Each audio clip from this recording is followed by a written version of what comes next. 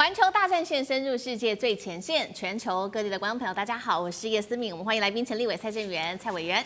思敏好，大家好。前国安会副秘书长杨永明老师。思敏好，各位朋友好。前海军舰长吕礼士舰长。主持人好，各位观众大家好。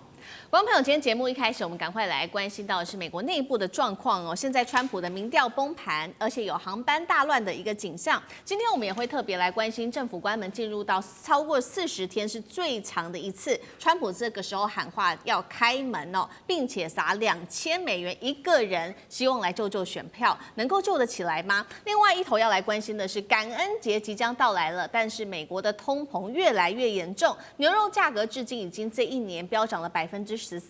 感恩节，许多人说买不起东西啊，会不会成为灾难节呢？今天就会就这些议题来一起做关心。今天开场3个火线话题，我们会带观众朋友来看到是确实在这次的选举当中，民主党连下40%哦。另外，川普的民调崩盘，所以他在这个时候喊了说要开门，并且撒每一个人发放，预估呢可以达到$2000的红包，能够换回选票吗？政府关门进入40天之后，现在造成的就是航班大乱，每一天预估6-7千航班都会受到影响。美国的经济1周损失金额大约落在$150亿。现在大家在看说感恩节又即将到来，会有哪一些冲击？美国人在感恩节还能够心存感恩吗？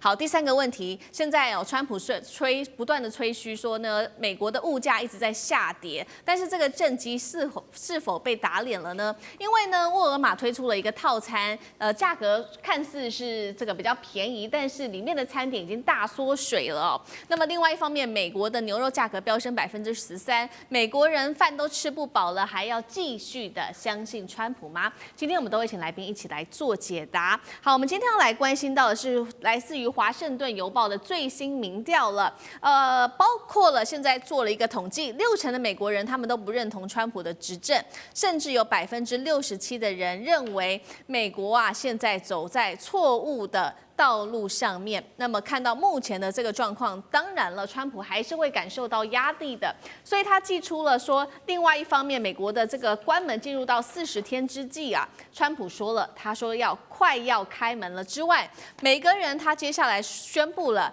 每个美国人不含高所得者会来发放$2000的现金大红包，其实还不少，一个人可以拿到换算新台币大概是6万块钱。好，不过呢，这一些有关于政府关门的事情，都是比较政治上面的事情。对于美国人来说，最直接冲击的就是他们的生活了，还有接下来的感恩节要到来。就怕航班大乱因为呢，政府关门40天，导致航班人手缩短至少达到1成以上。FAA 做了一个统计，光是在这个月的7号、8号单日就有超过6-7千的航班延误，那么上千架的航班因此取消了。现在担心的是11月的中下旬就是感恩节了，民众要疯狂的这个坐飞机返家，会不会这个返乡潮变成灾难呢？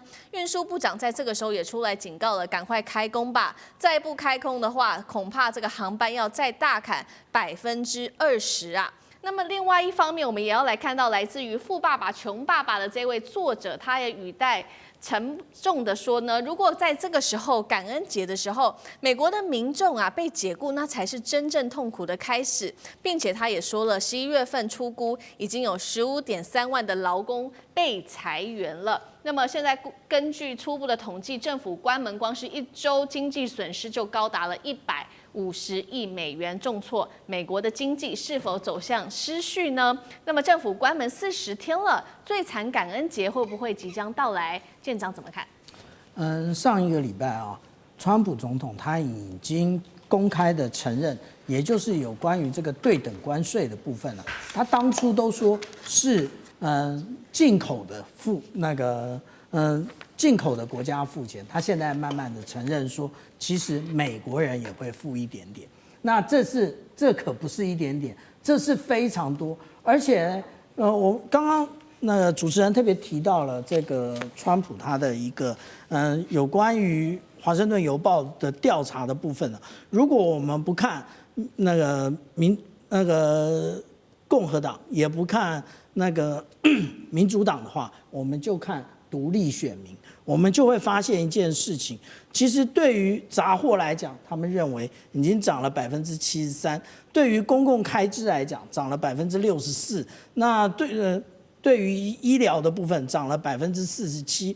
那如果说对于油价的部分涨了33%啊。那如果是这个样子的话，我们来看一下真正的这整个的一个曲线，尤其是公共开支的部分，那在过去1年之中涨了将近12%。那其实我们看到这样的涨价哦，那也就是对于美国国内其实我们来讲应该是苦不堪言了。那除了涨价之外，如果工作能够继续维持，那也就算了。可是工作还不一定能维持，为什么？因为我们看到这个就是失业率来讲，它是慢慢攀升的。那其实如果我们仔细的看哦，这一个就是从2021年逐渐下降的这一个失业率，自从川普那他就任之后，慢慢的又开始上升。可是我们如果好奇一下，之前为什么这么高啊？之前因为也是川普担任总统啊，所以今天我们这样看啊，也就是有关于失业率也不断的提高，然后再加上各个的通膨的现象已经产生了哦。那接下来我们看到川普他因为他个人的一个政治需要，他就开始当然他也有其他的有关于联邦支出水平啊，或者是撤销对外援助以及医疗保险补贴的部分，所以才造成这一次的关门。造成这一次的关门的影响到底有多严重啊？我们来看看灾区啊，也就是前10名到底是哪些地方。那我们来看第一个，也就是环保署。环保署其实呢，我们可以看到它这里说，进行这一个无薪假的部分，其实89%啊。那如果说我们来讲到，对于国防部来讲的话，这里指的国防部其实是这个文职人员啊，那它也高达了45%。我们可以想象说，这么多人都已经开始休无薪假，那其实还有另外一份报告，也就是他在这个休无薪假的期间，其实直接被那个 lay out， 直接被辞退。那也就是说，这个职缺越来越少，可是马上感恩节就要到了。那感恩节其实对于美国来讲是非常重要的一个节日啊。那所以那个当大家回不去的时候，那个怒火一定上升。这个怒火会不会延烧到明年的期中选举呢？那其实这考验的是川普的智慧。好，确实哦，现在美国面临高通膨，还有失业率等等越来越高的问题。那尤其现在就是刚刚提到了嘛，感恩节即将要到来，川普在这个时候希望能够救自己，也发了$2000一个人，拟定希望能这样做，能够救得了他的信任危机吗？委员又怎么看？要救得了他的信任危机啊，现在大概剩下上帝的保佑了，这个太困难了。因为不止他的危机，也是共和党的信任的危机。他不竞选连任，也许他可以无所谓，他可以摆烂，但是要用这$2000哦，你难道要每个月都发吗？这困难度是蛮高的。那如果你没有办法做到每个月都发，来补救大家对于生活费上涨的一个怨气，那你民调当然会崩啊。其实最重要的，老百姓就是一个生活上遇到困难，他就会很直觉的反映在民调上面。那你不去探究这个他生活上的困难是什么？就像刚才我们舰长讲的，进口关税80%是美国人付的啊，生活会进口的东西生活会很多，因为美国人自己在生活物品上面的生产力量很弱了嘛。那你看对中国课多少税？对墨西哥课多少税？连生菜都涨价，连咖啡都涨价，连牛肉都涨价。我老天爷！老百姓要的不是买什么高楼大厦，不是去买你什么川普大楼啊，他要的就是我可以轻轻松松到麦当劳吃个大麦克啊，我这个周末可以去稍微晃荡。那你现在搞得他生活上这么多的困难，连航空公司都要停班，他怎么可能开心呢？你再伟大，你在美国再伟大，跟我有什么关系？我生活越困难，所以他民调崩。那选举败哦，其实是本来就应该败，为什么？那几十个选举都是民主党占优势的地区啊，不管是你纽约市就是民主党哦，牵一条狗来都会赢啊。然后你说纽泽西也是民主党的地盘呐，那 Virginia 是摇摆州，有时候是民主党赢，有时候是共和党赢。你没有稳赢的时候，就你大输。你以前输一点点，这一次大输，那怪谁？就怪你啦。哦，你说纽约、纽泽西输你没什么，加州的公投你输，其实也没什么。因为那个地方都是民主党占优势，可是你票数不应该输这么多。就像说国民党每一次选举去计较说，我高雄市输没关系，可是我的选票不能差太多。那这样一来，我在大选的时候，我可以拿台北市的选票去弥补。那如果他们输太多，别的地方也弥补不了啊。对，这个就是一个选举要去考虑的。所以现在我看到最惊慌的是共和党的参议员跟众议员，他们明年没多久就要开始选举了。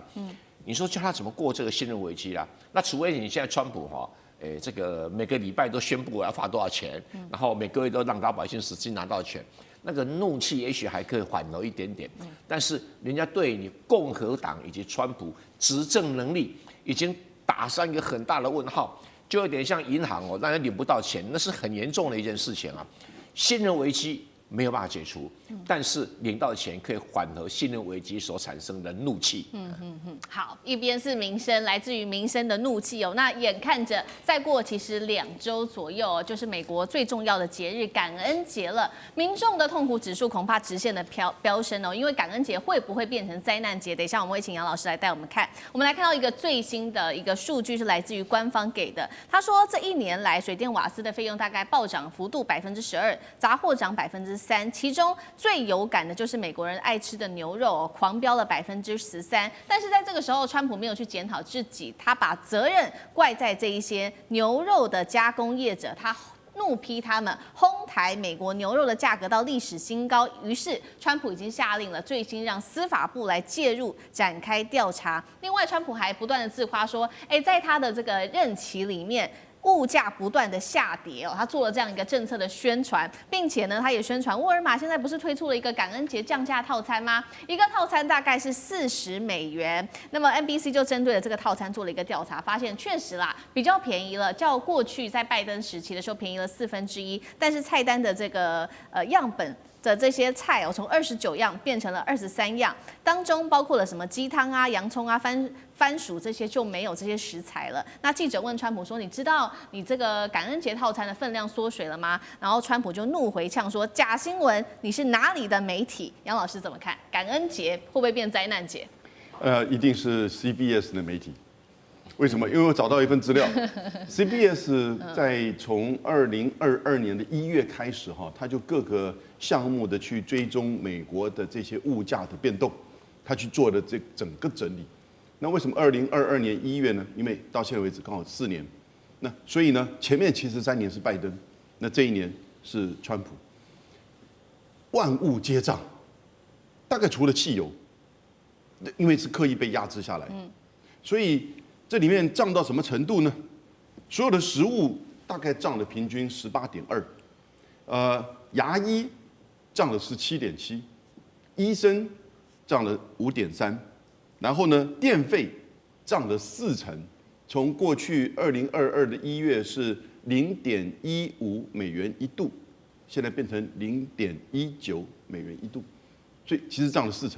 然后你看保险涨了13.3%，那如果我们个别的去看的话呢，咖啡就涨了将近20%，那所有的这些肉类，不管是红肉还是白肉、鱼、鸡蛋，大概至少这1年都涨了5.3%，前面3年也都涨，所以美国人的感觉，他不是说这个前面几年都忘记了，它是整个有延续性的。那一直到了这个川普你上来之后，其实并没有停缓下来这个涨的这个趋势，而且这1年呢持续来往上涨。那你看到除了这个汽油他们现在是大概平均$3.34一加仑那可是我还记得30多年前我们在美国念书的时候，好像是$2点多，有的地方还1.75了，现在变成3.34。你想想看，其实美国人开车比以前的这个负担要高很多。但汽油对美国人很重要，因为大部分人是要开车的他们没有什么高铁因此你看到这些万物皆涨的情况之下，你当然感恩节的这个套餐，当然这些这个业者呢就会配合川普。配合政府刻意缩水，然后呢降价，哎呀，这个真的是，反正只要经上高兴就好了，没问题。那整个 CPI 呢，也就是所有的这个消费者信心指数呢，大概也涨了2%，在过去这1年。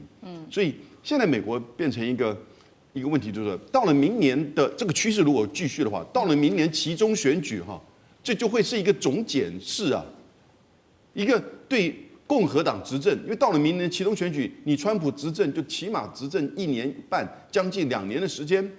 明年期中选举是11月，所以将近2年的时间。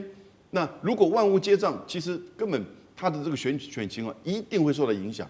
那我觉得这一次大概是各方面综合起来，除了物价之外，它的关税表现，它对于这些各式各样的大学以及它的作风，那整个民主党的这个团结，然后呢，共和党开始在退缩。现在到了明年的期中选举哈，我觉得它其实会受到更大的考验。